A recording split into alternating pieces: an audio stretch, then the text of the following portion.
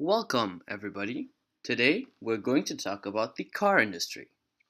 The automotive industry is the industry that involves numerous companies and organizations throughout the world involved in the design, development, manufacturing, marketing, and selling of motor vehicles. In 2016, almost 95 million cars were produced, which is almost double the amount of cars produced in 1997, 19 years ago. Germany is the country that exports most of its cars, but China is the country that has a bigger production flow, with 28 million, which is almost one third of the whole industry. The car industry is very global, and brands compete on a world scale, which makes it totally normal to drive a Toyota Prius in the US, as well as a Ferrari F12 in Australia.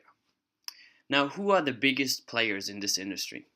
The biggest player in the industry is Toyota, very closely followed by Volkswagen Group.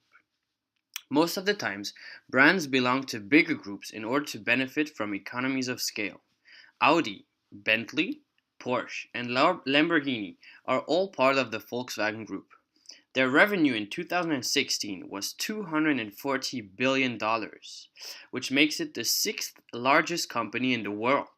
The group Fiat Chrysler owns 90% of the Ferrari Group. If we talk about the global differences in the car industry, we can tell that 75% of the car sales are happening in four regions. Region number one is China, with 27% of all car sales.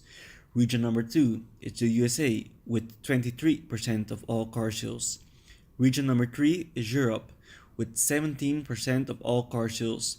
And region number four is Japan, with 9% of all car sales. Different car manufacturers have different visions. The vision of BMW, for example, is to create a car that will have a high connection with the driver. Nissan's vision, on the other hand, is to enrich people's lives. Since the automotive industry has always been a fast-growing industry, many new trends are expected. The development in technology and the dropping battery price has made it possible for electric cars to appear more frequently on the roads.